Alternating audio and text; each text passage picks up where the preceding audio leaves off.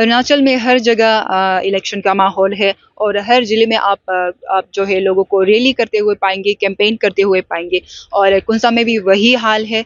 यहाँ पर जो है लेट युमसेन माटे जी का जो फॉर्मर एमएलए युमसेन माटे जी का जो सबसे बड़ा बेटा है यांगसेन माटे आज एमएलए कैंडिडेट के लिए डिक्लेयर करने वाले हैं। और हम सबको पता है युमसेन माटे कौन थे। युमसेन माटे जी जो है 2023 सितंबर को जो है उन्होंने एमएलए कैंडिडेट डिक्लेयर किया था और दिसंबर जो है 14 दिसंबर 2023 को जो है उनकी हत्या कर दी गई थी इंडियो म्यांमार सीमा में लाजो सर्कल के अंदर। तो ये घटना जो है हमारे लिए पूरे अरुणाचल वासियों को झकझोर कर रख दिया था और उनको जो है अभी तक न्याय नहीं मिला है और इसी बीच जो है उनका जो सबसे बड़ा बेटा जो है यांगसेन माटे वो आज एमएलए कैंडिडेट के लिए डिक्लेयर करेंगे। तो आगे की जानकारी के लिए हमारे साथ बने रहिए।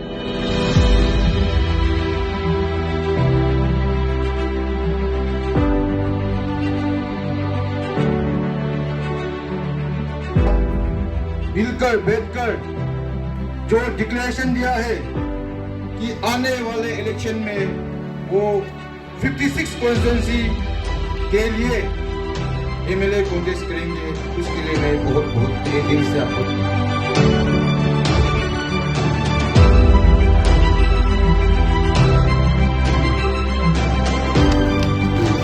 धन्यवाद। क्या हम इलेक्शन में हमेशा पॉलिटिक्स ही करते रहेंगे? क्या हम एक दूसरे के साथ हमेशा झगड़ते रहेंगे कि पॉलिटिक्स की वजह से? और इसी पॉलिटिक्स की वजह से आज हम लोग खुद एक रिश्ता भाई भैया का, मामा भांजा का, सबका टूट गया। तो इसी इलेक्शन के साथ, इसी पॉलिटिक्स के साथ मैं चाहता हूं कि ये इलेक्शन में हम पॉलिटिक्स कम और रिश्ता को, जो भी रिश्ता है जो हम उसे वापस जोड़े। और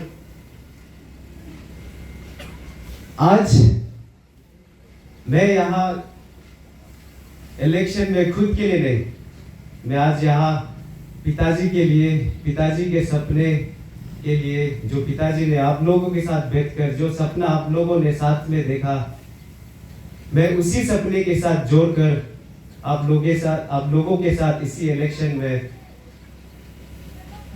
खेलना चाहता हूं।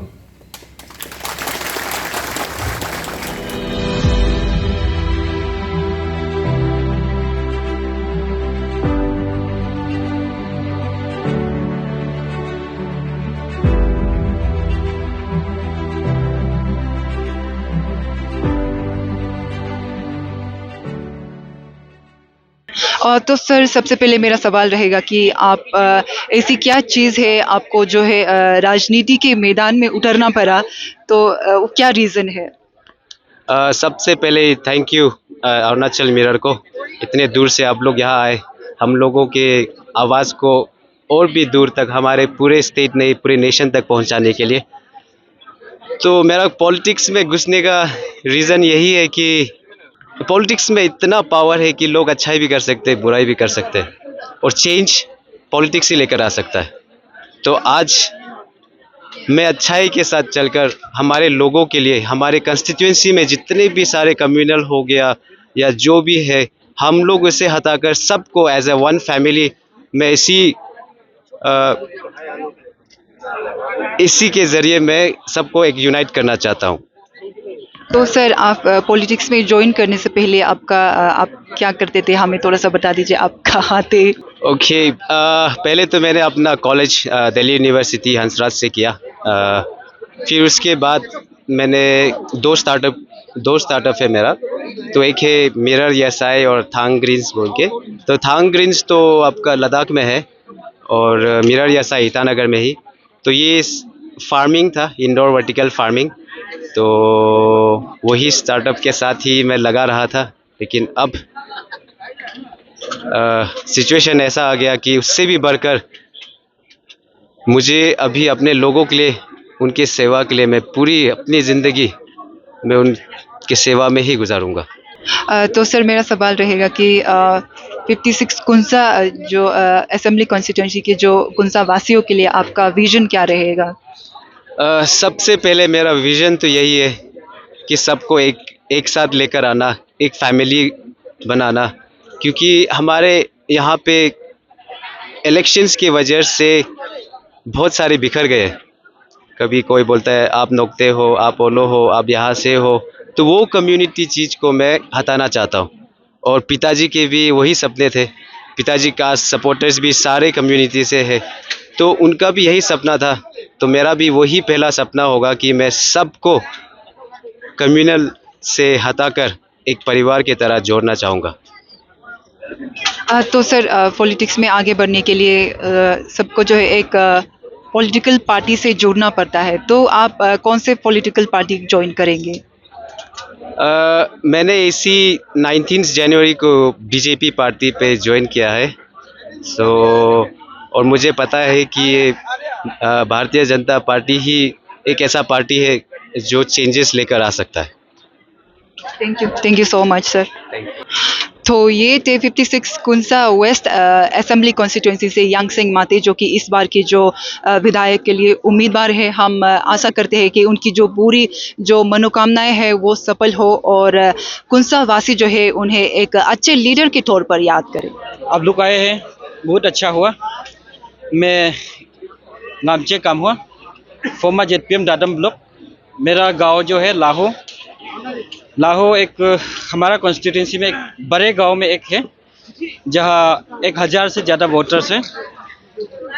मैं यांगसेन माते को सपोर्ट करने आया हूं, क्योंकि मैं यांगसेन माते को सिर्फ नहीं, उसका पिताजी के सपनों से जुड़ा हुआ हूं। पिताजी के साथ में था, वो हमारा एक अच्छा गाइडेंस था, इसलिए मैं उसको चाहता था। तो यांगसेन बोले, मैं फिर अपना पिताजी का सपना को आगे लेके जाने के लिए वो फिर कॉन्टेस्ट करेगा बोला है, तो मैं भी उसके साथ ही सहमत हूँ, उसको साथ दूंगा।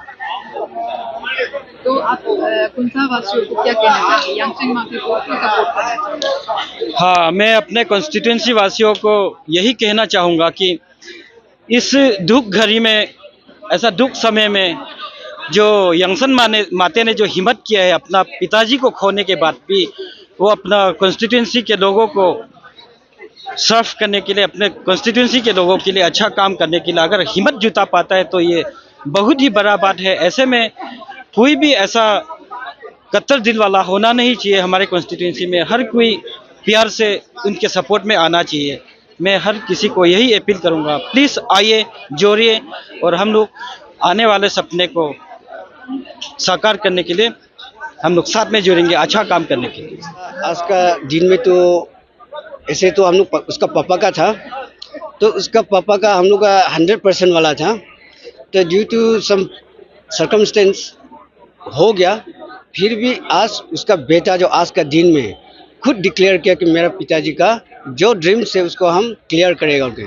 तो इसलिए हम लोग तो वही है कि यांगसेन का उसका कैपेसिटी भी देखा है, आज का भाषण में भी देखा है, उसका है टैलेंटेड है, क्योंकि वो दिल्ली यूनिवर्सिटी से किया है वो एजुकेशन में, तो इससे बढ़कर तो और कोई नहीं है, तो वेल एजुकेटेड है। तो इसलिए हम लोग भी उसको सपोर्ट इसलिए कर रहे हैं कि वो इतना अच्छा कैपेसिटी है उसका है।